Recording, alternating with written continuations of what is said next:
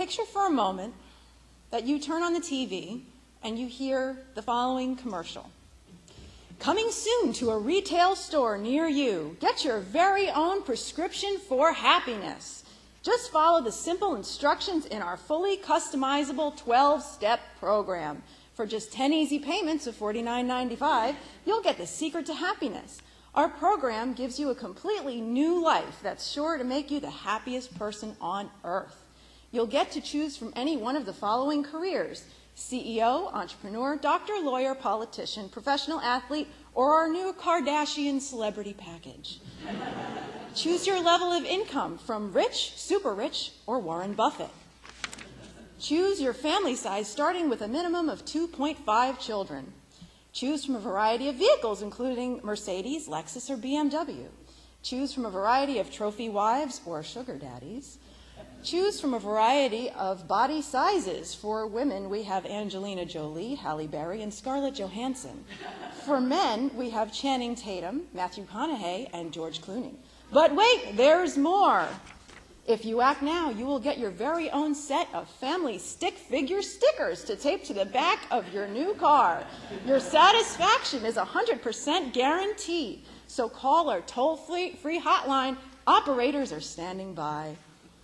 Wouldn't it be great if happiness was that simple? These are the things that society tells us are supposed to make us happy, but they rarely do. I have to admit, in my 33 years, I haven't found the magic pill yet that I can take to create joy and happiness. But we've all heard the ads, the commercials that tell us how much better off and happy our lives will be if we buy such and such or have such and such. The truth is, we can't wave a magic wand to create the perfect life. We just can't erase all of the troubles that sometimes come with being human. So since that program doesn't exist, how do we get to happy? I've heard it said that if we didn't have pain, we wouldn't be able to know what joy was. Is that really true? I have to ask myself that question. I am the mother of 2 small girls, and they are the best teachers of joy that I have ever known. They find joy in the simplest of things. They can find an old shoebox and play for hours with it. Just getting a hug in the morning is the best thing to them. An ice cream cone at Mrs. Walker's, which is a little shop around the corner from our house. They find joy in such simple things. They can be generous and supportive of one another. They can be considerate and loving. They take one thing at a time. They don't worry about the bills. They don't worry about mortgage payments or illnesses. They have joy in everything, especially when they're getting into mischief. And then, of course, Mommy has to swoop in and stop them from swinging from the chandeliers. I have to spoil all their fun. They don't chase happy. They just live it. And they do it effortlessly. I know I want to be happy. I think we all do. There's an author who writes about the topic of joy and happiness quite a bit. Her name is Shauna Nyquist, and she says, I want a life that sizzles and pops and makes me laugh out loud. And I don't want to get to the end, or to tomorrow even, and realize that my life is a collection of meetings and pop cans and errands and receipts and dirty dishes. I want to eat cold tangerines and sing out loud in the car with the windows open and wear pink shoes and stay up all night laughing and paint my walls the exact color of the sky right now. I want to sleep hard on clean white sheets and throw parties and eat ripe tomatoes and read books so good they make me jump up and down. And I want my every day to make God belly laugh, glad that he gave life to someone who loves the gift. I want to live my life that way too. But that can be tough to find when you're stressed or overwhelmed or when the storms of life are ravaging. The longer you live, I think the more hurts you start to endure, and that can take a really strong spiritual toll on us. We begin to question things like the meaning of life, and some of you, if you're a theist, you may start to ask, why does God allow those things to happen to people? Maybe you've come to the conclusion that a benevolent God couldn't possibly exist when there's so much suffering in the world. Maybe we give up hope that our lives could be better. Maybe we get so bogged down that we just can't see those little opportunities for joy that come our way. I am definitely guilty of that. But how do you find your way through the hurt? And it isn't just the big things. Sometimes it's those daily trials that get in your way, just the daily grind that can keep us from experiencing joy. In my daily life, I'm a full-time grant writer and a mom, and a typical day in my life involves waking up at 5:30, going for a walk, showering, dressing, getting the girls ready for school, dropping them off, commuting to work, meeting, client intake, grant deadline, newsletter articles, emergency meeting about another grant, scarfing down lunch, another meeting, running home, picking up the girls, snacks, more work, start the dinner, straighten the living room, make lunches for tomorrow, eat your dinner, wipe the faces, stop whining, give the baths, dress the girls, read the story, sing the lullaby, and then finally, I fall asleep 5 minutes later. When I'm in this daily grind, tired and frustrated, it can be really hard to find the joy. For me, joy becomes a reflective practice, one where I just feel gratitude for having kids to yell at and a house to clean. It seems like joy is an elusive goal. It's like Zen. The more you try to define it and touch it, the more it slips from your fingers. We wish there was a 12-step program to achieve joy and happiness, and we're conditioned to think that there's some set of qualities that, when added up, will equal happy. When asked, what do you want to be when you grow up, children will often answer things like doctor, teacher, movie star, dancer, superhero, basketball player. We condition children to focus on a concrete path to happy. We talk about what they want to do versus what they want to be. And often what we do does not make us happy. How many of you have ever had a job that you dreamed about as a kid? Did you ever get to that point? We have a few, but the majority seem to have not gotten there. There's a great quote by John Lennon about being happy. He said this: "When I was 5 years old, my mother always told me that happiness was the key to life. When I went to school, they asked me what I wanted to be when I grew up, and I wrote down happy. They told me I didn't understand the assignment. And I told them they didn't understand life." Isn't that what we all want to be when we grow up? It's happy. I know that's what I want. John Lennon has another quote that I think relates in one of his songs, Beautiful Boy, where he says, "Life is what happens to you while you're busy making other plans." And I think you could very easily replace life with happy. I think happy is what happens to you while you're busy making other plans. In the 1999 movie American Beauty, the main character is Lester Burnham, a mediocre, unsatisfied, very average man who undergoes a radical transformation personally. His relationships with his wife Carolyn and his daughter Janie are suffering.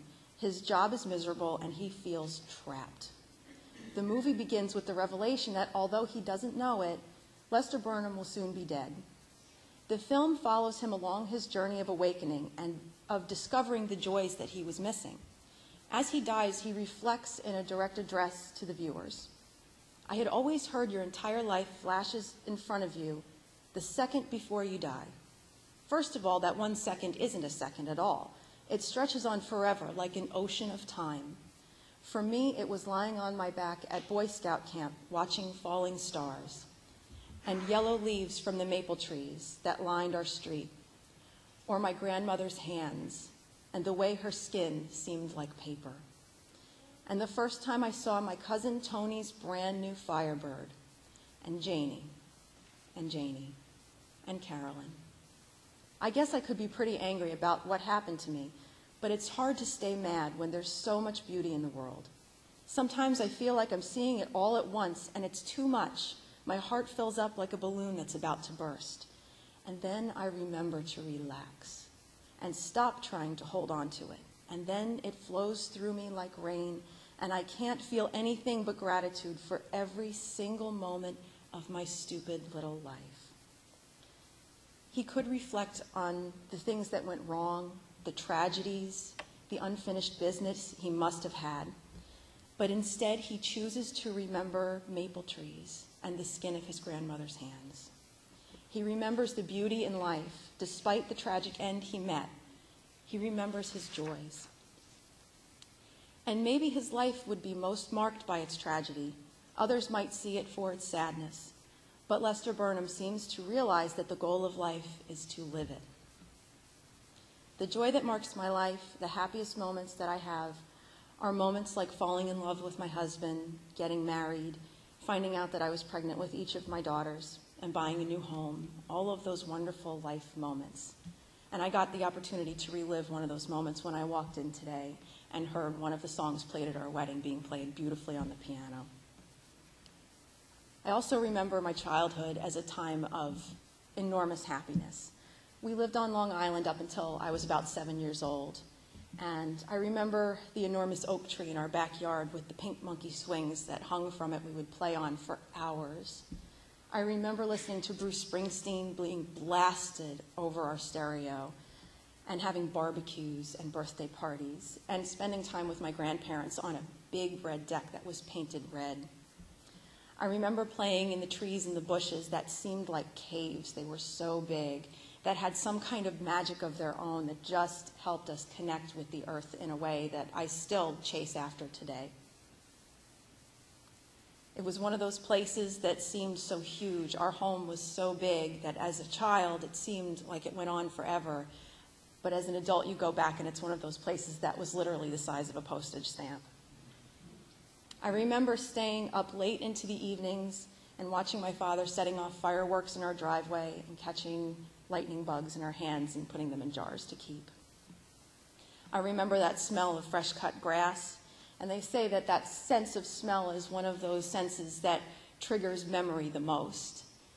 And definitely I relive those moments every single time I drive by somebody mowing their lawn. I look back at those good memories and I realize the sacredness of those events, both big and small.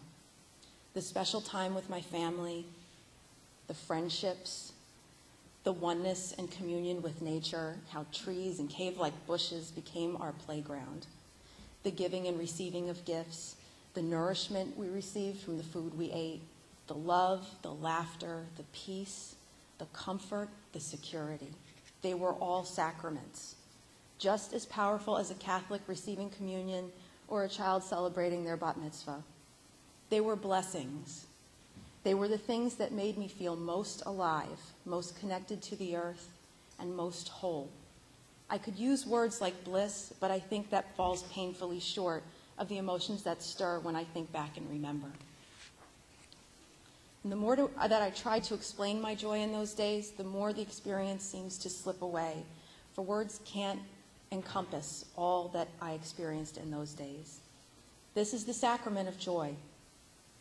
So often we turn to religion for comfort, for help with our basic needs, for solace in grief, for understanding the nature of good and evil, and so rarely do we remember that joy is a spiritual experience as well, maybe the most special and fullest expression of being human.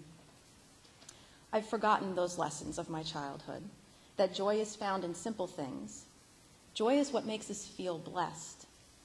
It's what leads us to gratitude. It's about remembering our connection with others and the world. Joy is shared. Many also believe that joy is a choice. American writer, philosopher, and mythologist Joseph Campbell was a clear proponent of this idea. His entire philosophy is best summed up in his advice to his students to follow your bliss. Campbell believed that the heaven many religions seek in an afterlife is actually happening right here and now on earth, and that by following the bliss and intuition inside of us, wonderful, rapturous adventures are there for the taking. He said, "Participate joyfully in the sorrows of the world. We cannot cure the world of sorrows, but we can choose to live in joy." But I think there's more.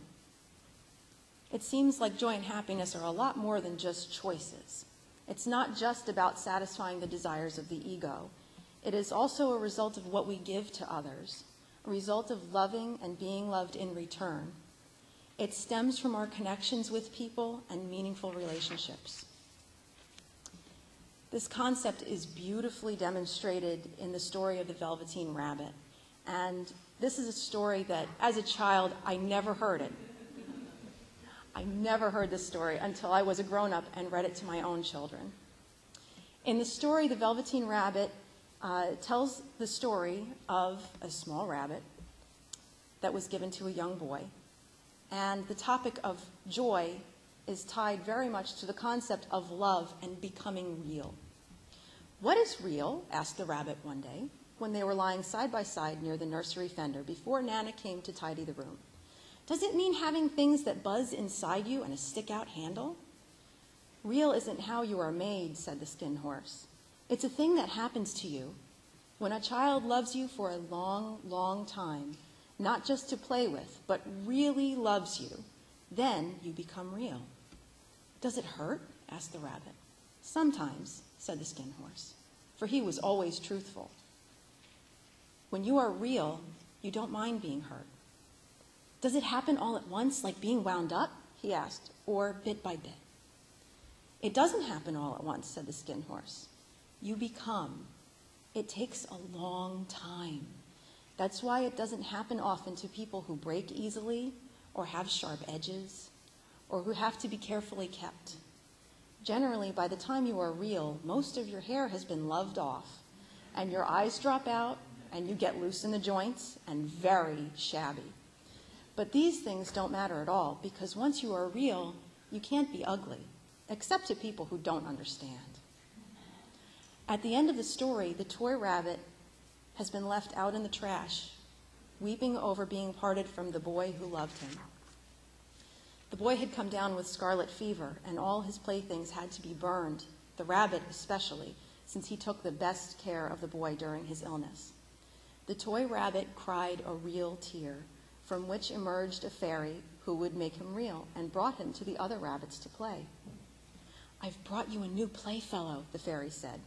"You must be very kind to him and teach him all he needs to know in Rabbitland, for he's going to live with you forever and ever."